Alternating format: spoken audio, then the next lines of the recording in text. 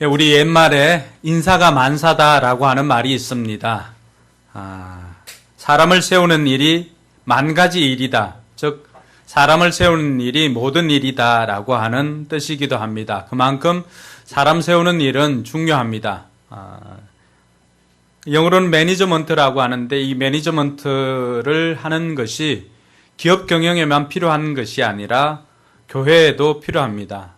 기업에서는 이미 성공한 기업들 그리고 좋은 기업에서 위대한 기업으로 도약을 했던 수많은 기업들의 그 공통적인 것들이 있다면은 CEO들이 자신의 임기 절반은 회사 경영을 집중했지만은 나머지 임기 절반은 대부분 자신의 뒤를 이어서 CEO를 담당할 후계자를 찾고 그들을 양성하는데 남은 시간을 보냈다는 것입니다.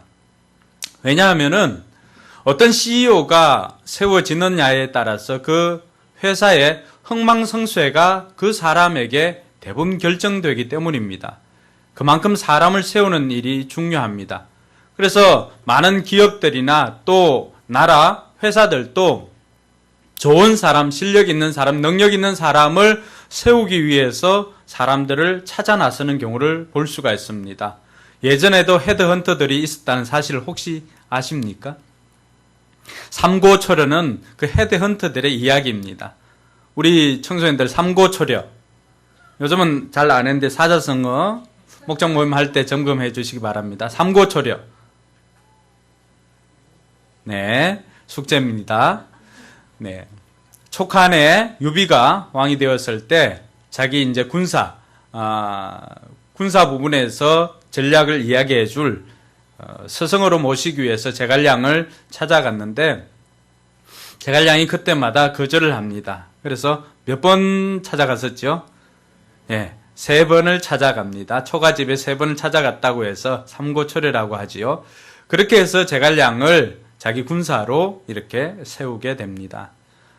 왜 이러한 일들을 할까요? 그만큼 좋은 사람, 능력 있는 사람, 실력 있는 사람을 세웠을 때 그 공동체의 흥망성쇠가 그 사람에 의해서 많이 좌지우지 되기 때문입니다.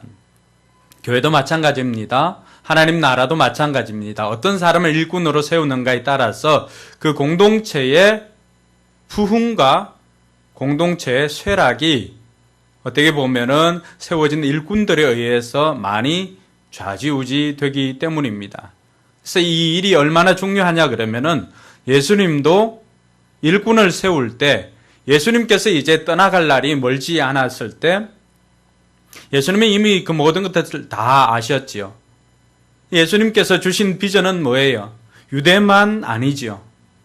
땅끝까지 이 복음을, 이 진리를 선포해야 하는데 그 일을 위해서는 일꾼이 필요했습니다. 예수님이 직접 팔레스타인에서 또 이 아시아로 또 유럽으로 이렇게 다 갈 수 있는 상황이 아니었죠. 그래서 그 일을 위해서 일꾼을 세우기를 원했습니다. 예수님께서 그 일을 위해서 어떤 일을 행하였느냐? 누가복음에 보면은 같이 한번 읽어볼까요? 그 무렵에 예수께서 기도하려고 산으로 떠나가서 밤을 새우면서 하나님께 기도하셨다. 날이 밝을 때 예수께서 자기의 제자들을 부르시고 그 가운데서 12를 뽑으셨다. 그는 그들을 사도라고 부르셨는데 여러분 예수님은 12명만 데리고 다니지는 않았습니다. 예수님에게도 제자들이 많이 따라다녔어요. 제자들이 많이 따라다녔는데 예수님께서는 좀 더 이 제자들을 조직화하고 이 제자들을 통해서 세계 복음화를 하나님 나라 확장을 염두에 두고 사람을 세우기를 원했습니다. 근데 그 일을 위해서 예수님조차도 밤이 새도록 기도를 하였다는 사실입니다. 왜냐하면은 사람을 세우는 것이 그만큼 중요하기 때문에 하나님이시고 또 인간이신 예수님께서도 이 일을 위해서 밤이 새도록 하나님 앞에 기도하였다는 사실을 우리가 놓쳐서는 안 됩니다. 그래서 세워진 일꾼들은 어떻게 보면은 하나님께서 일꾼들을 세워주셨다라고 하는 것에 동의할 수가 있어야 됩니다. 우리 인간의 생각으로 이 사람 뽑아야 되겠다라고 뽑는 것이 아니라 하나님께서 필요한 사람을 필요한 때에 세워주신다는 사실을 믿으시기 바랍니다. 제가 이전에 경험한 교회들 많지는 않지만 2군데 경험을 하였습니다. 그때마다 이 사람을 뽑을 때 교회에서 원하는 것은 정해진 사람들 뽑으면 좋겠다고 했지만은 근데 그렇지 않을 때가 많이 있었습니다. 그래서 우리가 투표 못한다 뭐 이런 얘기들을 종종 했었는데 돌아보고 나니까 왜 그랬는지를 알 수가 있겠더라고요. 그래서 우리도 이 일을 위해서는 다 여러분 모두 우리 성도들이 기도함으로 일꾼을 뽑을 수 있기를 주님의 이름으로 축복합니다. 예수님도 이런 일꾼을 세우는 일을 위해서 12를 택하였다는 사실입니다. 제자들이 많이 있었지만 12를 택하고 그들을 뽑았다는 사실입니다. 오늘 예루살렘 교회도 이제 드디어 일꾼을 뽑을 때가 되었습니다. 우리가 읽었던 1절에 보면은 이 시기에라고 그렇게 이야기를 합니다. 이 시기가 어떤 시기인가? 지난 개역 개정에 보면 그때에라고 했는데 그건 앞부분에 5장의 말씀을 받고 있죠. 이 시기라고 하는 것은 그 5장 42절에 보면은 그들이 날마다 성전에 있든지 집에 있든지 예수는 그리스도라 가르치기와 전도하기를 쉬지 않았다. 같이 읽습니다. 그들은 날마다 성전에서 그리고 이 집 저 집에서 쉬지 않고 가르치고 예수가 그리스도임을 전하였다. 언제 이들에게 일꾼이 필요했습니까? 이들이 나가서 예수 그리스도를 가르치고 또 예수 그리스도를 전도하는 그때에 일꾼이 필요했다는 것입니다. 열심으로 하나님의 일을 감당할 때 일꾼이 필요합니다. 할렐루야. 우리는 여기에 해당하는 것 같습니다. 그리고 둘째로는 이들이 어떤 시기였는가? 오늘 읽었던 1절 말씀에 보면은 이렇게 하니까 어떤 일이 생긴 거예요? 그때 제자들의 수가 점점 불어나게 되었습니다. 이 제자들은 믿는 성도들과 동일합니다.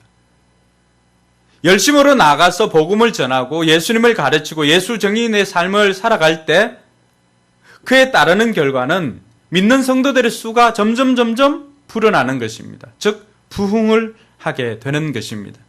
저는 우리 교회에도 이런 은혜가 있기를 주님의 이름으로 축복합니다. 이렇게 사람들이 많아지고 나니까 그 이전에는 보이지 않던 것들, 그 이전에는 생기지 않았던 문제들이 공동체에 생기게 되었습니다. 이 공동체에 문제가 생기고 공동체가 잘 나가다가 깨어지는 원인은 그 가운데 불평, 원망, 불만들이 생기기 시작할 때입니다. 사람들이 점점 많아지기 시작했을 때 조그만 소리라도 원망이나 불평의 소리들이 들리기 시작합니다. 여러분, 좋은 것은 소문이 잘 나질 않습니다. 그래서 좋은 것은 우리가 일부러라도 소문을 내야 됩니다. 옆 사람에게 그렇게 이야기합시다. 좋은 것은 소문 냅시다. 그런데 부정적인 것들, 안 좋은 것들은 어떻습니까? 이거 비밀이 돼 해도 어떻습니까? 이거 비밀이 돼까지도 다 전달이 되었습니다. 그만큼 부정적인 것들은 파괴력이 빠릅니다. 왜냐하면은 사단이 그걸 타고 날아다니기 때문에 그렇습니다. 우리의 마음속을 비집고 들어오고 원망하고 불평하고 하는 것들. 그래서 오늘 예루살렘 교회도 성도들이 늘어나기 시작하였을 때 원망이 생기기 시작했습니다. 누가 원망을 냈나요? 그리스 말을 하는 유대 사람들. 그러니까 이 사람들은 이제 디아스포라로 이제 흩어진 히브리 민족들이 이제 흩어지게 되지요. 흩어졌을 때 그리스 말을 하는 사람들이 있었고 히브리 말을 하는 사람들이 있었습니다. 근데 제자들은 다 히브리 말을 하는 제자들이었어요.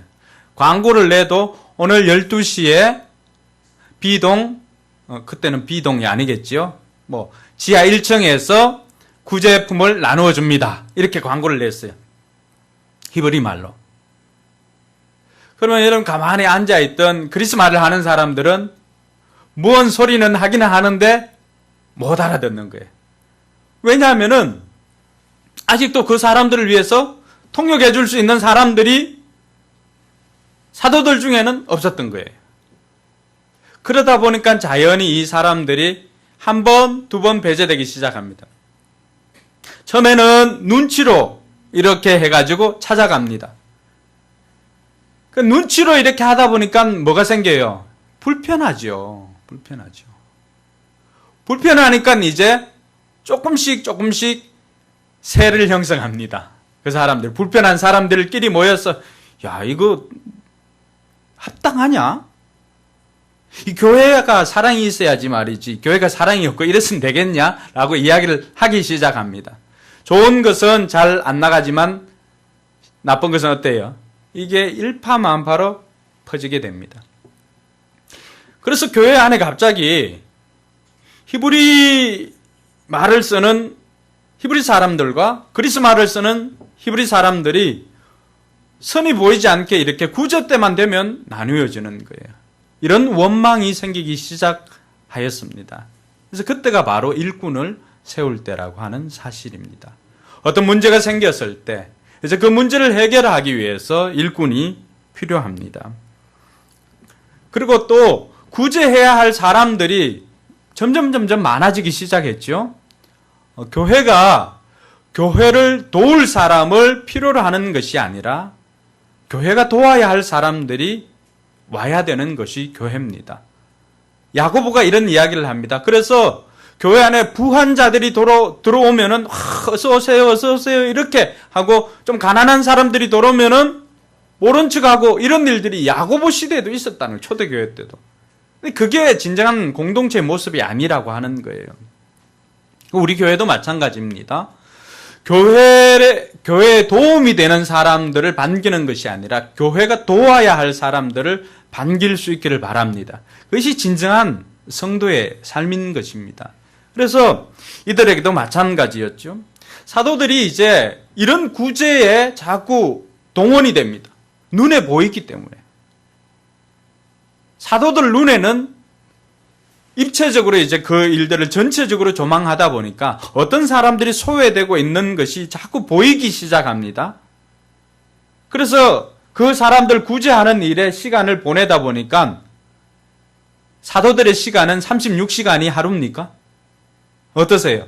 사도들의 시간도 24시간이 하루예요. 그러니까 그 24시간을 쪼개어서 때로는 말씀 보고 때로는 기도하고 이렇게 준비해야 하는데 점점 구제하는 시간이 많아지다 보니까 정작 해야 할 일을 하지 못하는 일이 빈번히 생기더라고 하는 것입니다. 여러분, 이렇게 준비하는 시간이 점점 줄어들면은 누가 손해일까요?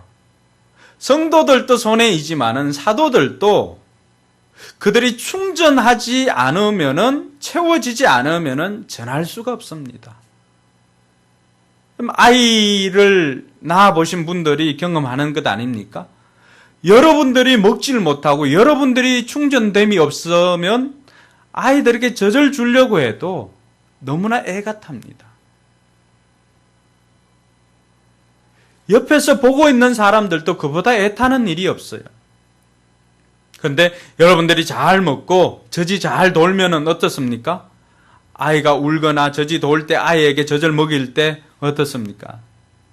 보는 사람도 즐겁고 주는 엄마도 기쁘고 먹는 아이를 보면서 그렇게 흐뭇할 수가 없습니다. 아이도 먹을 때 그렇게 행복해 할 수가 없습니다. 물론 한 사람은 속상해하는 사람이 있어요. 누굴까요? 친정엄마지요.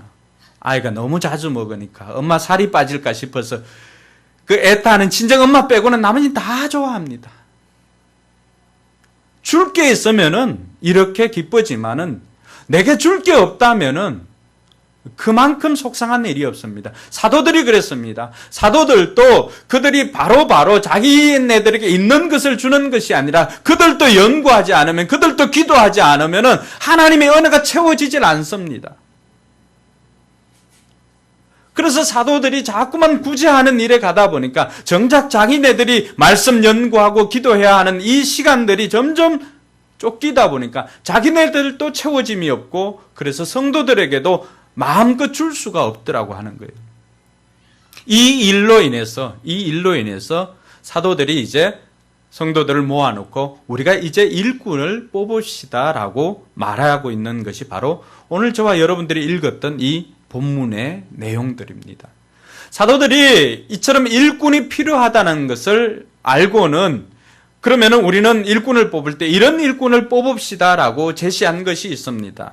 그 제시한 것이 어떤 것인가요? 3절에 보면은 같이 읽습니다. 그러니 형제 자매 여러분, 신망이 있고 성령과 지혜가 충만한 사람 7을 여러분 가운데서 뽑으십시오. 그러면 그들에게 이 일을 맡기고.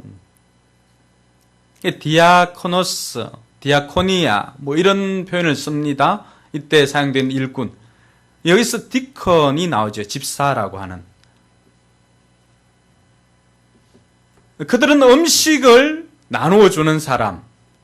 또 여러분 거기에 보면은 각 주가 이렇게 달려 있는데 보면은 재정을 출납하는 일 이렇게 되어 있습니다. 구제하고 재정을 출납하고 이런 일들을 위해서 일꾼이 필요하였다는 사실입니다. 그랬을 때 사도들이 제시한 기준은 신망이 있고 다른 말로 표현하면은 사람들에게 칭찬을 듣는 사람. 그리고 성령과 지혜가 충만한 사람. 이 사람들 정도면은 다른 사람들을 돕고 또 교회 공동체를 세워가는데 필요하다라고 생각하고 이 조건을 제시하였습니다. 우리 총회 헌법에도 이 자격을 제시를 합니다. 총회 헌법에서 자격을 제시하는 것은 장로와 집사와 권사에 대한 자격들을 이렇게 제시하는데 대표로 장로나 일꾼에 대해서 디모데전서 3장 1절로 7절에 보면은 이런 사람들을 뽑아야 합니다. 그래서 같이 한번 읽어볼까요? 이 말은 옳습니다. 어떤 사람이 감독의 직분을 맡고 싶어하면 그는 훌륭한 일을 바란다고 하겠습니다. 그러므로 감독은 책망할 것이 없으며 한 아내의 남편이며 절제하며 신중하며 단정하며 나그네를 대접하며 가르치기를 잘하며 술을 즐기지 아니하며 난폭하지 아니하며 너그러우며 다투지 아니하며 돈을 사랑하지 아니하며 자기 가정을 잘 다스리며 언제나 위엄을 가지고 자녀들을 순종하게 하는 사람이라야 합니다. 자기 가정을 다스릴 줄 모르는 사람이 어떻게 하나님의 교회를 돌볼 수 있겠습니까? 또 새로 입교한 사람도 안 됩니다. 그리하면 그가 교만해져서 마귀가 받을 심판에 떨어질 위험이 있습니다. 감독은 또한 교회 밖의 사람들에게도 좋은 평판을 받는 사람이라야 합니다. 그래야 그가 비방을 받지 않으며 악마의 올무에 걸리지 않을 것입니다. 이것은 비단 장로에게만 해당하는 것이 아닙니다. 모든 일꾼들에게 공히 해당하는 것입니다. 다투지 않아야 하고 선한 일을 사모하고 1절에 있는 것처럼 이 일이 선한 일이기 때문에 사모하는 사람들이 옳다는 거예요. 일꾼 되기를 여러분들 소망하시기 바랍니다. 하나님 나라도 하나님께서 다 하시지만은 그때그때마다 우리가 하나님을 캐스팅하는 사람들에서도 우리가 보았던 것처럼 시대마다 하나님께서는 사람을 택하여서 그 사람과 더불어서 일을 한다는 사실입니다. 그래서 여러분들의 일꾼 되기를 소망해야 합니다. 근데 그 일꾼은 어떤 사람인가? 책망할 것이 없어야 되고 한 아내의 남편이어야 하고 절제하고 또 신중해야 하고 단정해야 하고 나그네 대접하기를 잘하고 가르치기를 잘하고 술을 즐기지 아니하며 난폭하지 아니하며 너그러우며 다투지 아니하며 돈을 사랑하지 않고 무엇보다도 자기 자녀들을 또 잘 양육하는 것도 필요합니다. 오늘날 한국교회의 어려움들 다음 세대로 신앙이 개성되지 않은 것은 가정에서 본을 보이지 못했기 때문입니다. 왜 가정에서 자녀들이 교회에 대해서 또 기독교에 대해서 좋지 않은 생각을 가질까요? 이 아이들이 교회에 대한 일들을 누구에게 들을까요? 여러분, 교회에서 있었던 일 집에 가서 이야기할 때 좋은 일을 나누는 가정이 과연 몇 가정이 될까요? 밥을 먹다가 무심코 이야기하는 그 성도, 목사, 교회에 대한 일들이 그 아이들에게는 어떻게 보면은 상처로 그냥 남게 됩니다. 좋은 이야기들을 나누기보다는 그렇지 않은 부분들을 우리가 나눌 때가 많이 있습니다. 그래서 사람을 씹기보다는 말씀을 씹는 여러분들 되기를 바랍니다. 사람을 씹을 때는 좋은 것만 씹어주세요. 네. 그래서 우리가 가정에서 자녀들에게 좋은 본을 보일 때 그 자녀들은 보고 배우는 거예요. 그래서 마땅히 가르치는 자들은 이 가정의 자녀들을 잘 가르치는 자들이 되어야 합니다. 그래야만이 교회도, 하나님의 교회도 잘 다스릴 수 있기 때문입니다. 이것이 오늘 예루살렘 교회와 또 총회 헌법이나 또 말씀에서 우리에게 지도자를 세울 때, 또 아니면 일꾼을 세울 때 정한 기준이기도 합니다. 그럼 우리가 우리 교회의 일꾼을 뽑을 때는 좀 어떤 기준이 있었으면 좋겠는가? 그 첫 번째는 소통하는 사람입니다. 오늘 말씀에 보면은 5절에 보면은 모든 사람들이 칭찬 듣는 사람, 또 성령과 지혜가 충만한 사람, 이런 사람을 뽑읍시다라고 했을 때 뽑았어요. 그때 뽑힌 사람이 7 집사님이었는데 스데반, 빌립, 브로고로, 니가노로, 디몬, 바메나, 그리고 니골라. 다양한 계층의 사람들이 다 뽑혔습니다. 그 중에는 이방 종교 유대교회에서 개종한 사람도 있습니다. 우리 같으면 어떨까요? 캐토릭에서 온 사람도, 개종한 사람도 있었다는 것이죠. 그리고 대부분의 이 사람들은 이중 언어가 가능한 사람들입니다. 이 사람들을 출신들이 다 헬라파, 그러니까 그리스를 사용하는 사람들입니다. 그러니까 그러한 배려들이 다 포함되어 있는 것이죠. 왜 이런 일꾼들을 세웠을까? 소통하기 위함입니다. 할렐루야. 여러분, 왜 그들이 원망하고 불평했을까요? 한두 번 이야기했잖아요. 근데 이것이 안 들어주더라고 하는 거예요. 안 들어주더라. 그러니까 불통되는 거죠. 왜 답답합니까? 왜 우리 자녀들이 답답해하죠? 부모들과 왜 대화가 안 된다고 답답해하죠? 제가 책을 도서관에 한 권 구입해놨습니다. 못 참는 아이, 욱하는 부모. 한번 읽어보시기 바랍니다. 소통이 안 되기 때문에 그렇습니다. 소통이.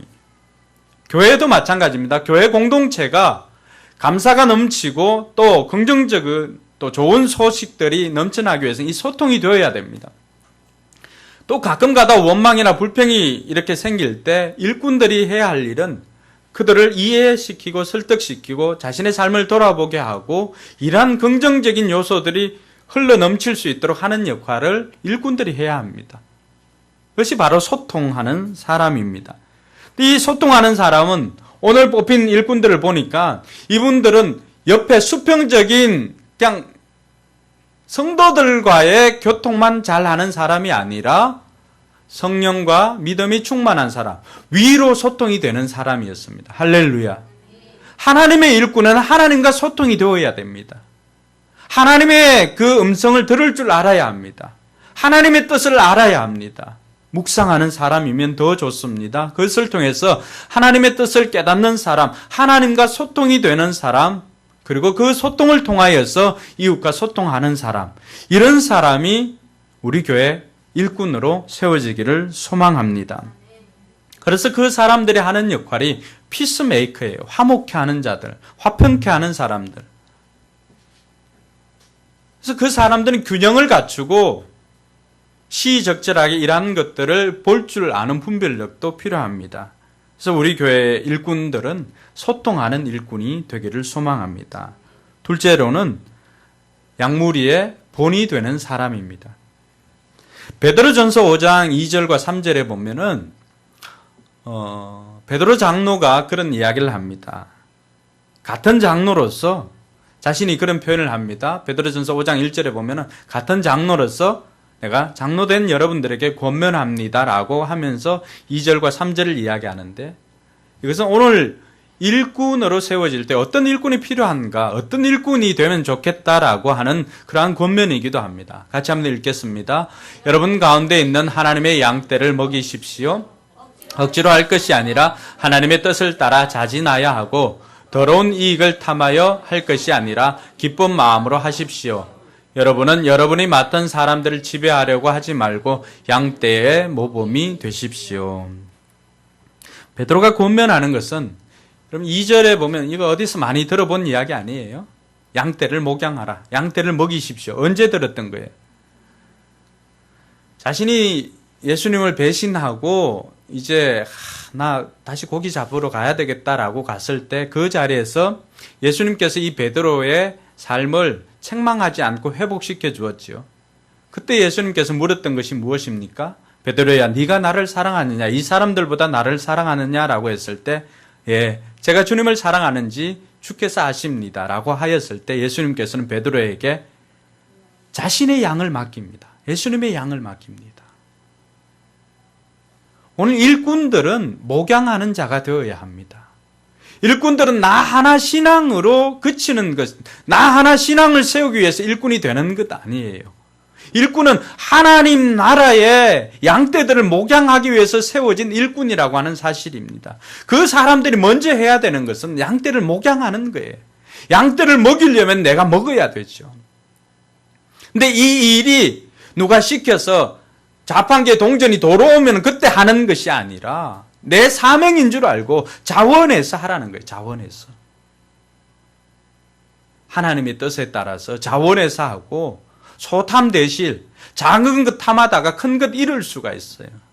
더러운 이익을 탐할 것이 아니라 기쁜 마음으로 하라는 거예요. 여러분, 교회 안에도 왜 교회 공동체가 무너집니까? 이 더러운 이익을 탐하다가 다 무너지는 거예요. 그래서 성전을 건축할 때마다 또 아니면은 좀 더 큰 일, 아니면은 교회가 뭐 재건축하고 팔리고 뭐 이런 과정에서 목사가 탐하였든지 장로가 탐하였든지 일꾼들이 탐하였든지 더러운 이익을 탐할 때 교회 공동체는 깨어집니다. 소탐대실이에요. 작은 것 탐하다가 그 얼마 안 되는 것 작은 것 탐하다가 큰 것을 잃어버릴 때가 너무나 많습니다. 그래서 우리 교회 공동체는 어떠한 것이라도 작은 것 탐하여서 큰 것 잃어버리는 경우가 없도록 여러분 더러운 이익을 탐하지 말아야 합니다.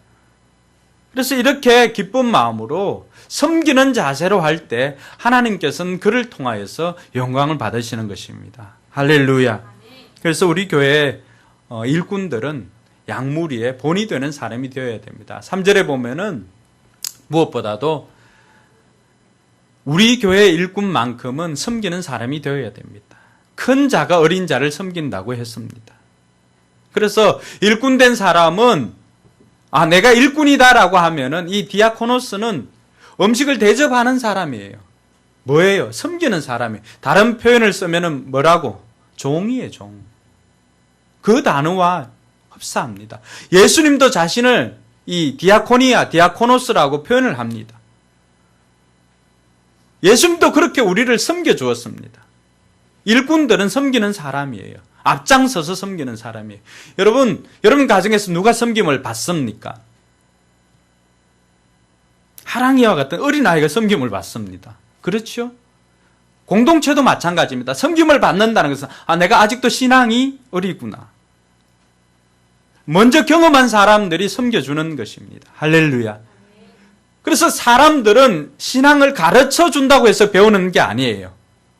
보고 배우는 것입니다. 원하기는 양무리의 본이 되어서 여러분들을 롤 모델 삼아서 목장에서 여러분과 같은 일꾼들이 세워지기를 주님의 이름을 축복합니다.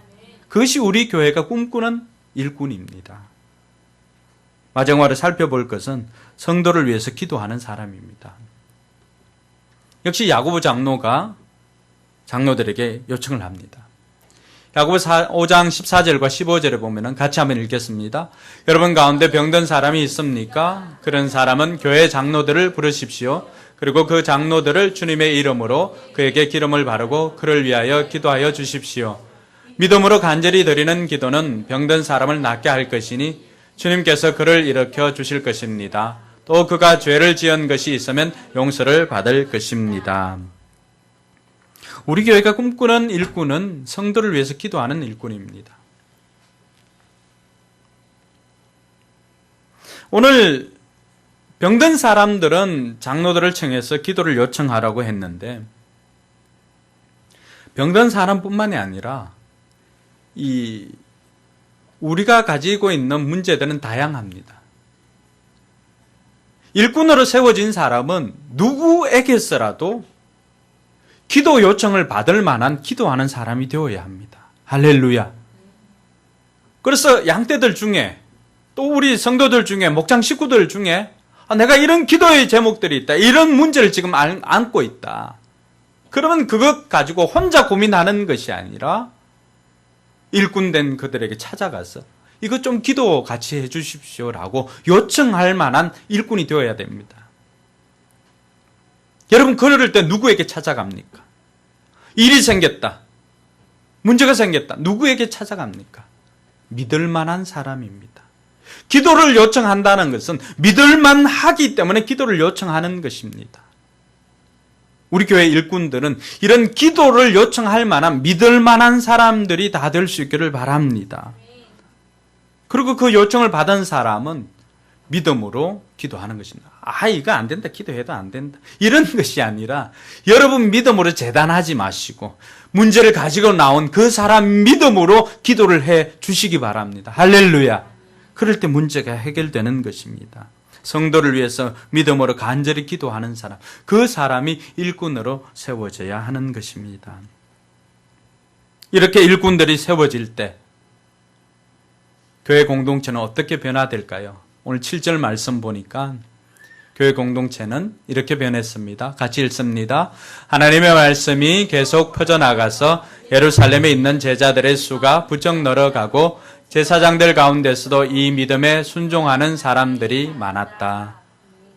일꾼들은 바깥에서 평판이 좋은 사람들이었죠. 그러다 보니까 이 사람들이 사도들은 말씀과 기도하는 일에 전념할 수가 있었죠.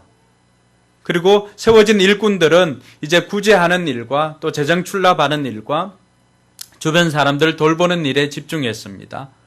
그렇게 해야 할 일들을 하게 되니까 교회 공동체는 말씀이 사도들이 말씀을 이제 가르치고 할 때 그 말씀이 퍼져나가니까 예루살렘에 있는 제자들의 수가 점점 늘어나기 시작했습니다. 즉 예루살렘 교회는 더욱더 부흥하게 되었다는 사실입니다. 부흥해서도 일꾼이 필요하지만 일꾼이 세워지면 더욱더 부흥한다는 사실입니다. 할렐루야. 저는 이 말씀을 붙잡고 기도하는 것입니다. 하나님, 우리 교회 일꾼이 세워지는 것은 어떤 명예로운 직분을 가지는 것이 아니라 해야 할 사람들이 해야 할 일을 함으로 말미암아서 말씀이 더욱더 왕성하게 힘있게 선포되어지므로 이 사람들이 하나님의 말씀을 받고 삶이 변화되어서 주변을 변화시키는 하나님의 복의 통로로 쓰임받게 해주셔서 믿는 수가 되어지는 역사가 있게 하여 주시옵소서. 우리 교회도 이 일꾼들이 세워짐으로 말미암아 이처럼 부흥하는 교회가 되기를 소망합니다. 그래서 우리가 남아있는 이제 한 6개월 정도 다시금 예수 증인으로서 원래 표어처럼 예수 증인의 삶을 살아갈 수 있도록 여러분 기도해 주시고 또 예수 증인의 삶을 살기 위해서 올바른 일꾼들이 세워질 수 있도록 여러분 기도해 주시기 바랍니다. 그래서 하나님의 일꾼이 제대로 세워지면 공동체가 이처럼 건강하게 부흥한다는 사실을 깨닫고 우리 교회도 하나님 이런 공동체가 되게 해 주셔서 소통하는 일꾼 그리고 양무리의 본이 되는 일꾼, 기도하는 일꾼이 세워져서 하나님의 교회가 더욱더 부흥할 수 있도록 은혜를 베풀어 주시옵소서. 기도하는 저와 여러분들 되기를 주님의 이름으로 축원합니다. 여러분 오늘의 결단에 그렇게 적으시기 바랍니다. 하나님의 일꾼이 세워지는 것을 위해서 내가 한 주간 동안 기도로 헌신하겠습니다. 그렇게 결단할 수 있기를 바랍니다. 제 말씀은 이제 다 전했습니다. 여러분 잠시 눈을 감고 한번 생각해 보시기 바랍니다.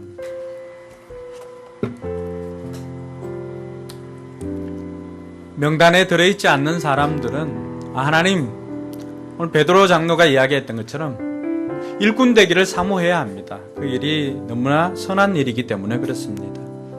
하나님 나도 언젠가는 우리 포커스 교회 정말 기둥 같은 일꾼으로 세워지길 소망합니다. 소통하는 일꾼 또 양무리의 본이 되는 일꾼, 기도하는 일꾼이 되어서 하나님의 교회를 아름답게 세워가는 든든한 기둥 같은 사람 되기를 소망합니다.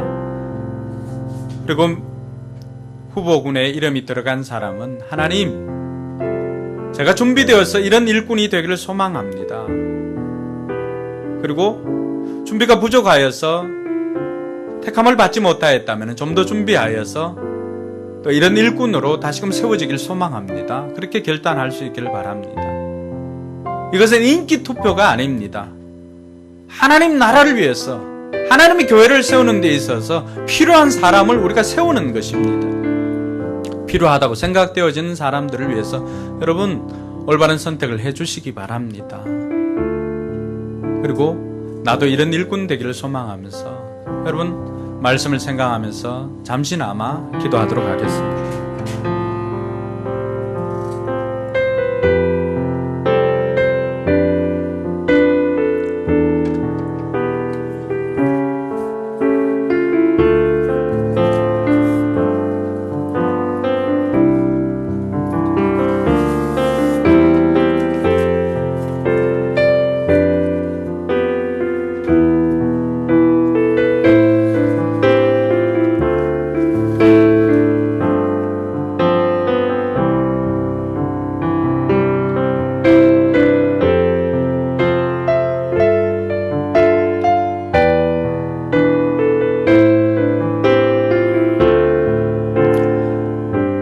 기도하신 분들은 자리에 일어나서 찬양할 때, 또 헌신대에 나와서 헌신할 분들은 나와서 결단하시고 찬양을 통해서 여러분 마음을 하나님께 올려드리시기를 바랍니다. 주님, 내가 여기 있사오니,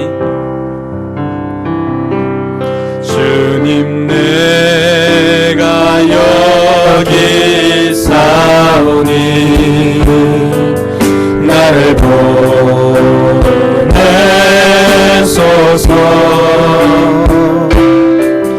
나의 마음 나의 몸 주께 드리오니 주 받으옵소서. 주님 내가 여기 있습니다. 주님 내가 여기 있사오니 나를 써주소서.